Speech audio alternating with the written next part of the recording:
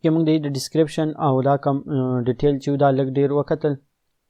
بیا د دې نه پس چې دی د دې دا که د دې دا PDF فایل چې دی دا به موجودي په ویډیو ډسکرپشن سره به د دې لینک موجودي، دا تاسو ډاونلوډ کولی هم شئ د دې نه.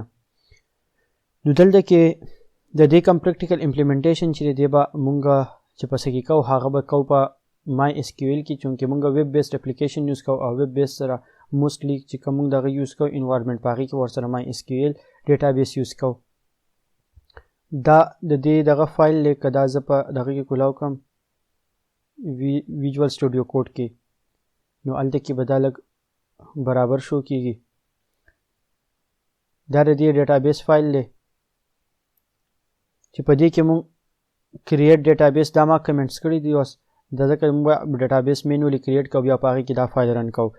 په ډیټابیس کې مونږ یو ایډمن ټیبل کریټ کړی دی او د هغې څه ډیټیلز چې دي ورکړي دي دلته کې. بیا دغه شانتي بل کریټ ټیبل چې دی هغه گیم ټیبل دی، بیا بل یو پلیر ټیبل کریټ کړی دی، بیا یو پلیر گیم ټیبل کریټ کړی دی. کوم چې زموږ په هغه چارټ کې دلته کې موجود دي د دې مطابق موږ دلته کې دا ټیبلز کریټ کړي. بیا یو آیټم ټیبل کریټ کړی دی، بل ایوارډ ټیبل کریټ کړی دی. دا SQL فایل دی چې موږ کله په براوزر په کوم خپل مای SQL پاک کې دا دغه رن کول غواړو نو موږ دا ښه په اسانۍ سره د دې یو فایل نه دغه جوړولی شو. د دې فایل څونه کوډینګ چې دی دا ټول به په دې ګیټ هب کم لینک چې دی دې سره به ګیټ هب زه جوړ کړم او دا ټول کوډ به هلته کې پروت دی، د هغې ځای نه دا تاسو اکسس کولی شئ.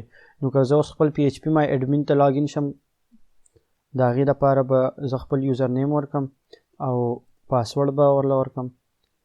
دلته کې به زه یو ډیټابیس جوړ کړم په سپورټس ایونټس په نوم باندې. سپورټس ایونټس په نوم باندې به ما ډیټابیس جوړ کړو او د دې نه پس په دلته کې امپورټ کلیک کړم او چوز فایل چې دې ځای کې نه به زه هغه SQL فایل چوز کړم، یا که تاسو فایل نه چوز کوئ او ډایرکټ دا فایل ډریګ اینډ ډراپ هم کوي نو هم به کار کوي. دا فایل ما دغه ځای نه ډریګ کو او دلته مې ډراپ کو. چې څنګه دا فایل ما ډراپ کو دی دا څونه کویریز چې دا اټومیټیکلی وچلیږي. که تاسو دلته کې فایل چوز کوئ نو دلته کې فایل چوز شي او د دې ځای نه پس چې بیا کله ګو بټن کلیک کوئ نو هغه کوم فایل چې دی به رن شي.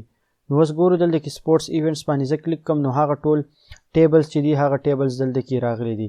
او که زه دې سټرکچر وګورم نو د هر یو سټرکچر هم دلته کې ښه برابر دی، کم د کرایټیریا مطابق چې موږ دغه جوړ کړی دی هغه دغه ټیبل دلته کې ټولې جوړې شوي دي.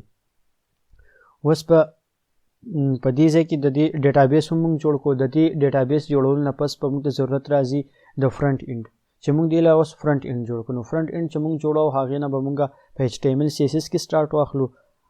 نو نیکسټ ویډیو نه موږ د دې HTML CSS سټرکچر جوړو او د دې امپلیمنټیشن به کوو په فرنټ اینډ باندې.